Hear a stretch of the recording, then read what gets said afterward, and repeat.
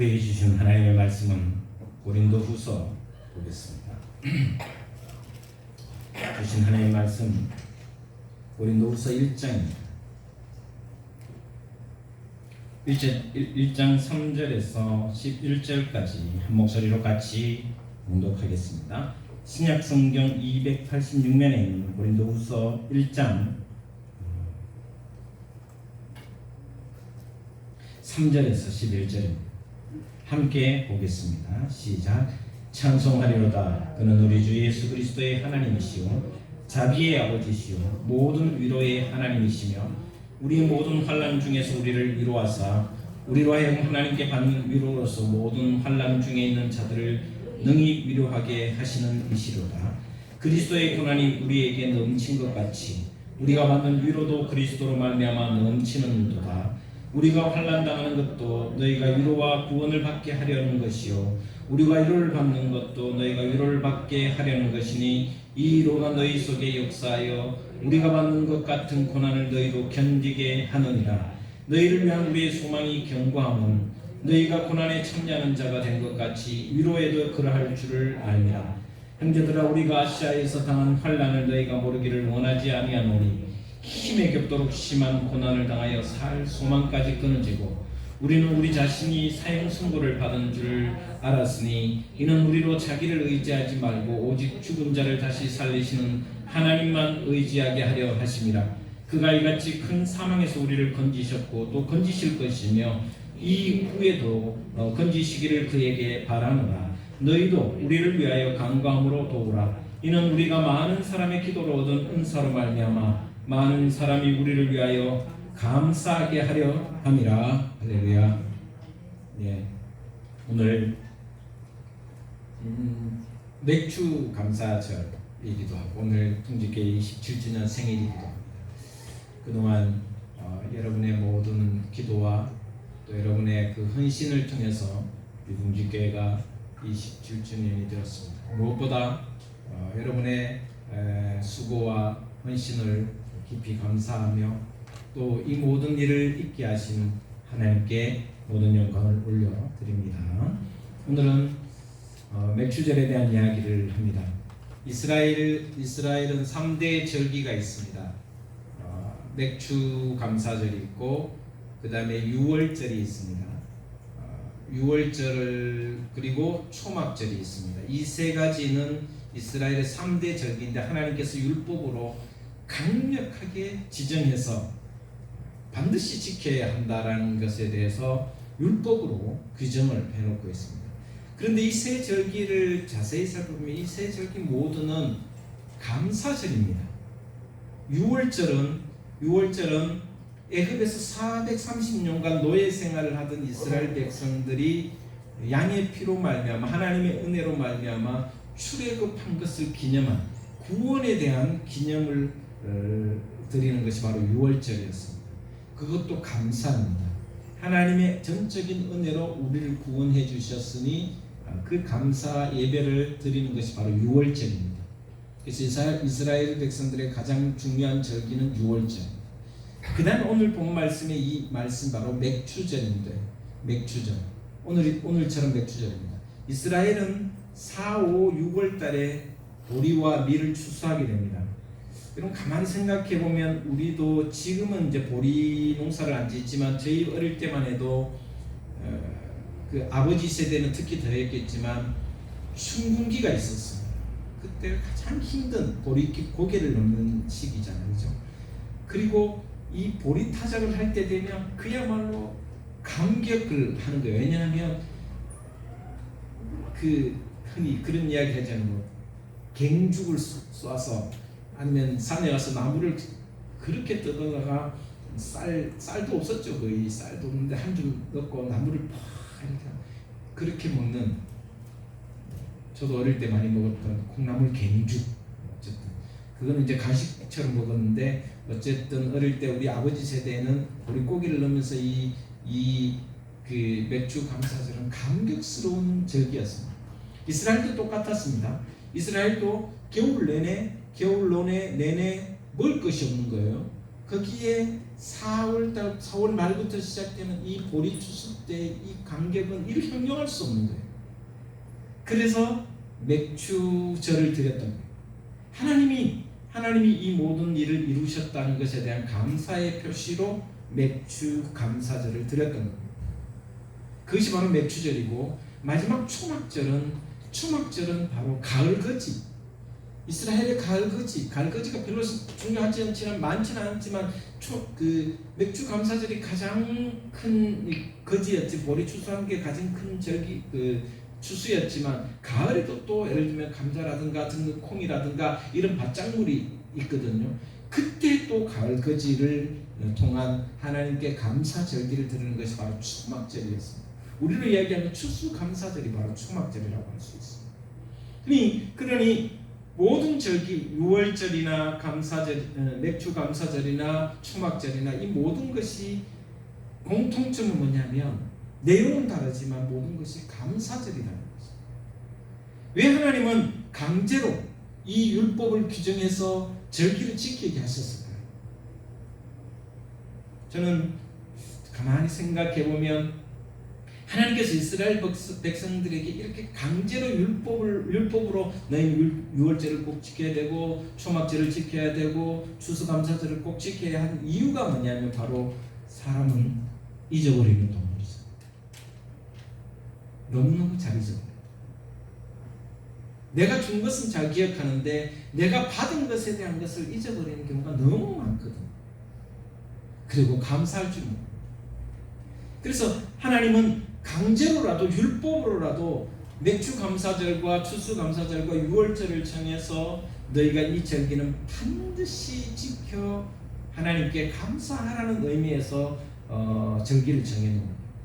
저에게도 똑같은, 저와 여러분에게도 똑같은 것이라고 생각합니다. 생각해보면 여러분이 드리는 추수 감사절, 이 맥주 감사절, 그리고 성탄절, 또 부활절, 이런 절기를 정해놓은 것은 바로 감사하라는 것입니다. 하나님께서 우리를 통해서 절기를 지키게 하는 가장 큰 이유는 바로 감사를 잊어버리지 말라는 것입니다. 그만큼 율법으로 규정할 만큼 사람들의 심리에 그 감사를 잊어버릴 수 있으니 하나님께서 강제로 규정을 하셨다라는 것을 생각해 보면 우리에게 주는 의미가 크다라는 생각을 해봅니다.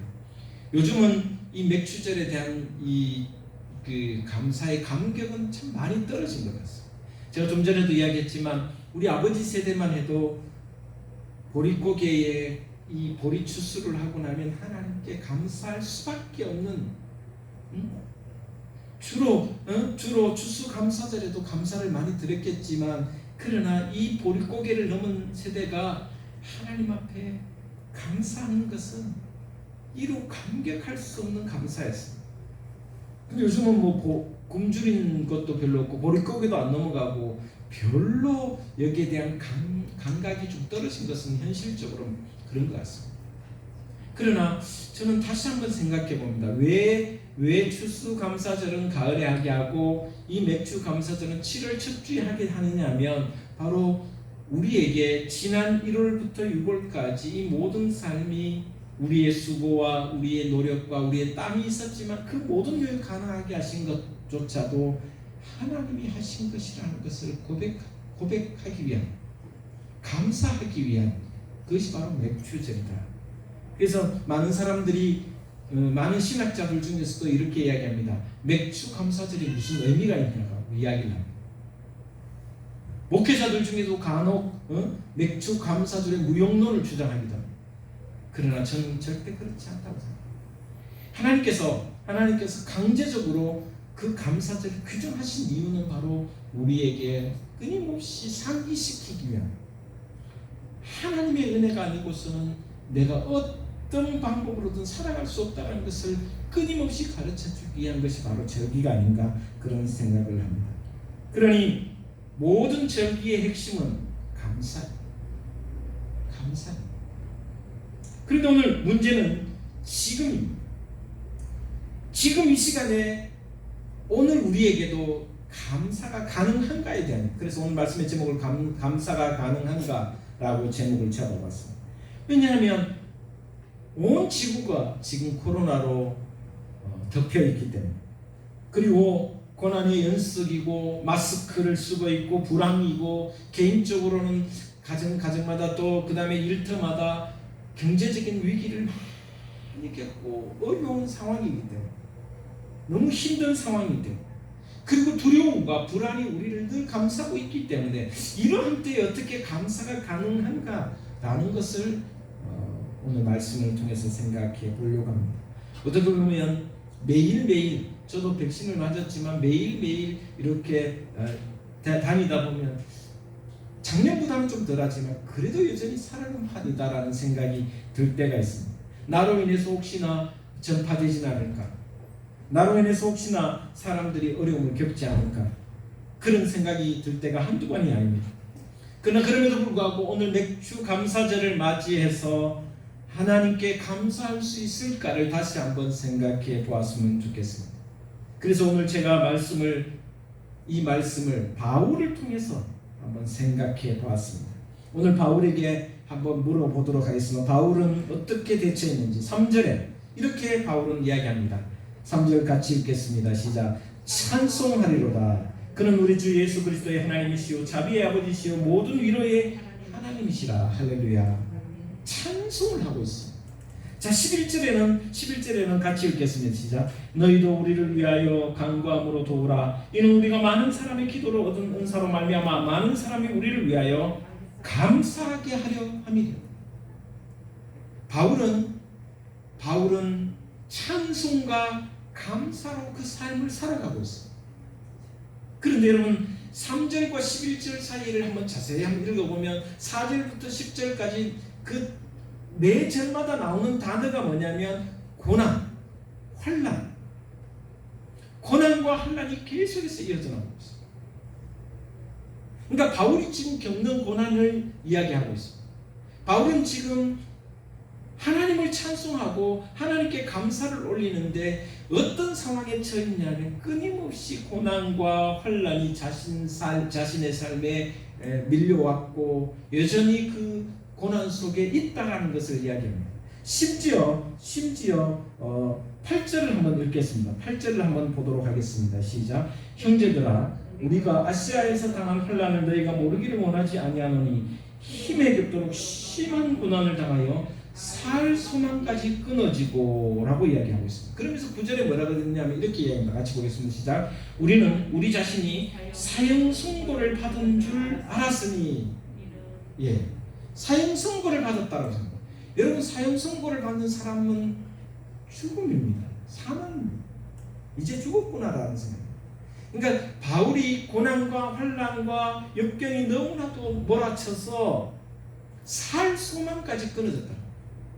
아시아에서 복음을 전하고 아시아에서 하나님의 말씀을 전가하고 그 가운데 하나님의 뜻을 실천하는 가운데 얼마나 고통스러웠으면 살아갈 소망도 끊어졌다. 이제는 죽었구나라는 생각이 들어요. 그래서 스스로 생각하기를 사형 선고받았다고. 여기에 같이 동행했던 사람들도 다 이제는 죽었구나라는 생각. 그런데도 그 고난과 환난 가운데서 하나님을 찬송하고 있어요. 하나님께 감사하고 있어요. 환난과 고난 가운데서도 감사와 찬송이 가능한가?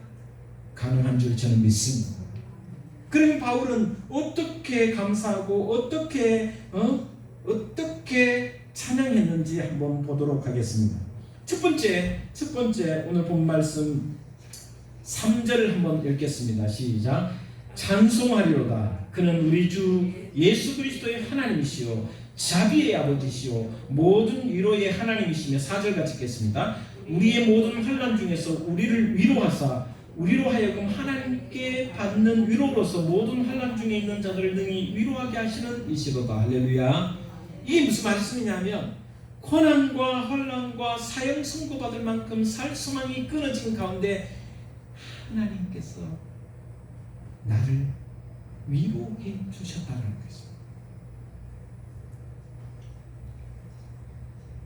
그러니 하나님의 위로가 있으니 감사하지 않을 수 없고 찬양하지 않을 수 없다는 것입니다.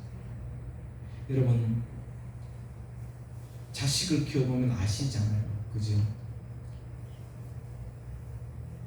덜 아프면, 네? 건강하면 손이 덜 가잖아요.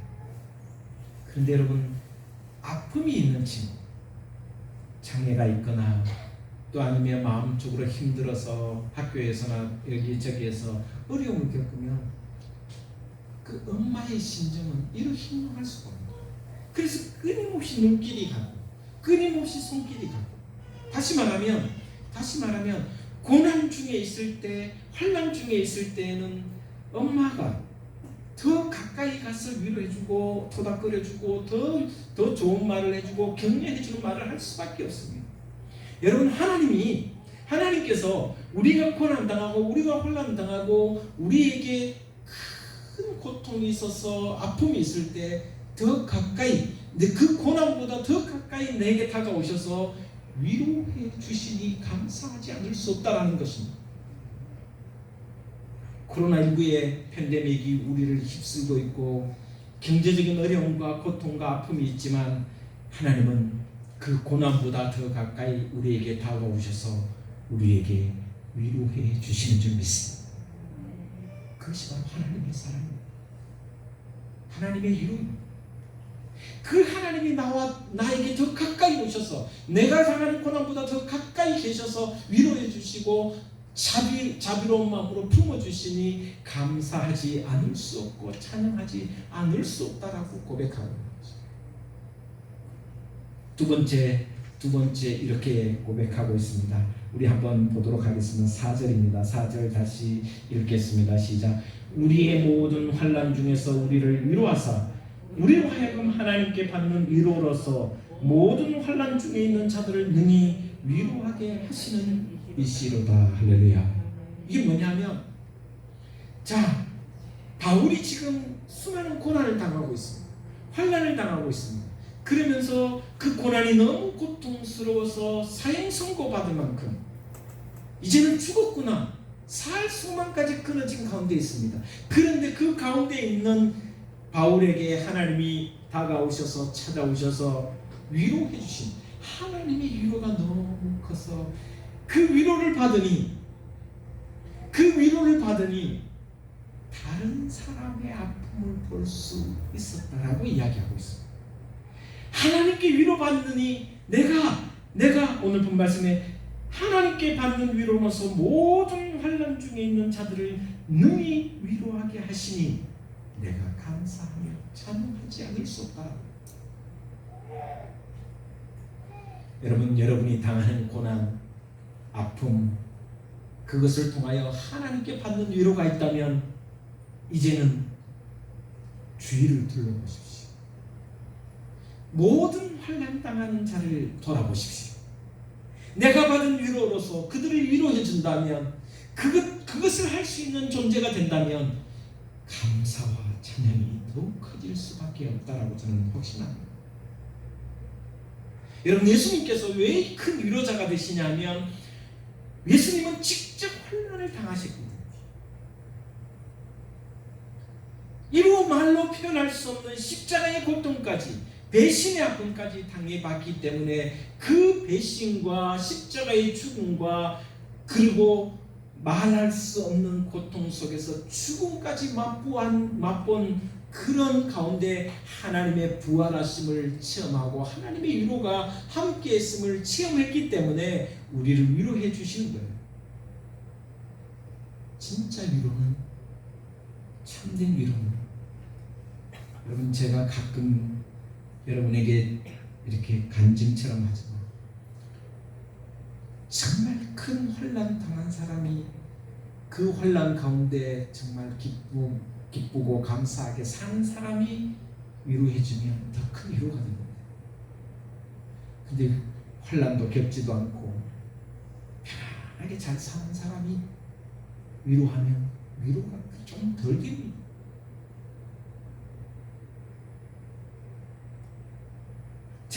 저는 장애가 조금밖에 안 되잖아요. 제가 우리 중증장애인들의 그 아픔을 다 알 수는 없잖아요. 근데 제가 위로하면 위로가 덜 될 때가 많아요.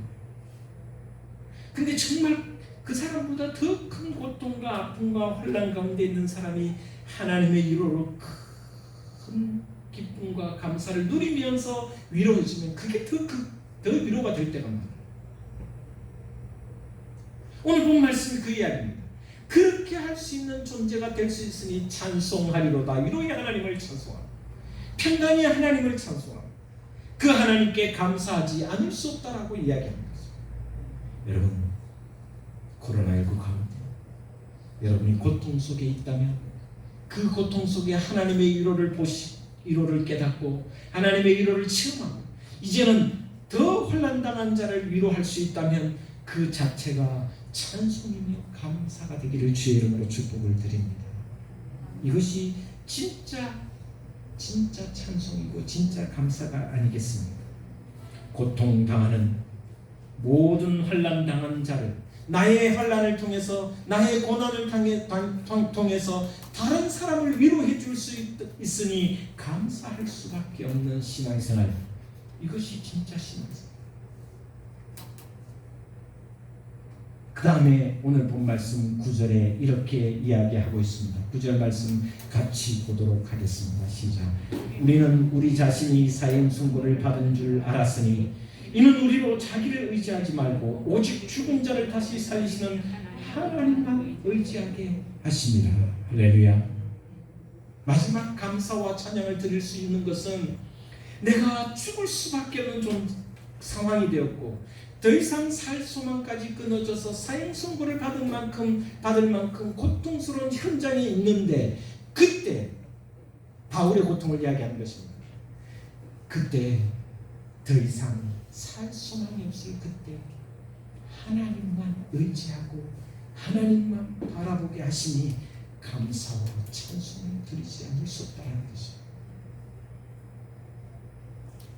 여러분, 저는 여러분의 개인이든지 가정이든지 직장이든지 교회도 마찬가지입니다. 어떤 환난 가운데 있더라도 그 환난 가운데 하나님만 바라볼 수 있다면 그보다 위대한 찬양 감사가 어디 있겠습니까? 세상 모든 것을 의지하지 않고 그 어떤 것도 의지하지 않고 오직 하나님만 바라보게 하시니 그것이 감사요, 그것이 찬양이 되는 것입니다. 바울은 고백합니다. 살 소망이 끊어질 만큼 사형 선고가 내려진 그런 환난. 여러분, 바울은 얼마나 고통스러웠냐면 한 번은 아시아에서 복음을 전하다가 돌에 맞습니다. 기절했습니다. 죽었다고 생각하고 사람들이 전부 다 성 밖으로 던져버렸습니다. 시신을 던지는 쓰레기장에 던져버렸습니다. 여러분, 이것이 바울이 겪은 고난 중에 일부일 뿐입니다. 자기는 완전 돌에 맞아서 피를 흘리며 이제는 죽었다라고 생각했는 그런 환난과 고통이 있었습니다. 그런 환난 가운데서도 바울은 하나님만 의지하게 하시니 찬송하며 감사할 수밖에 없습니다. 여러분, 코로나19 팬데믹이 우리를 휩쓸고 있고 여러분의 가정과 경제적인 것과 모든 것이 고통스럽게 있을지라도 하나님만 바라보게 하시니 감사하고 찬양하는 그런 신앙의 삶이 되기를 주님께 축복을 드립니다. 이것이 감사가 가능한 이유, 하나님만 바라보게 하시니 감사하는 것입니다. 오직 주님만 바라보게 하시니 감사할 수밖에 없고 찬양할 수밖에 없습니다. 이것이 오늘 감사절, 맥주 감사 주일에 바울을 통한 저에게 여러분에게 주신 하나님의 말씀입니다. 첫 번째는 요약하면 이런 말씀입니다. 하나님의 위로가 더욱 가까이 하시는 감사하고 찬양하십니다. 그리고 내가 하나님께 받은 위로로 다른 환난 당한 자를 볼 수 있고 그들을 위로해 줄 수 있으니 감사하고 찬양할 수밖에 없습니다. 살 소망까지 끊어지고 사형 선고와 같은 아픔을 겪지만 그 가운데서도 하나님만 의지하고 하나님만 바라보게 하시니 감사하며 찬양할 수밖에 없습니다. 이런 신앙으로 살아가는 저와 여러분의 삶이 되고 신앙이 되기를 주의 이름으로 축복을 드립니다. 기도하겠습니다. 하나님, 바울의 신앙을 다시 살펴보며 오늘 우리의 신앙을 점검합니다. 감사하는, 찬양하는 우리 모두가 되게 하여 주시옵소서.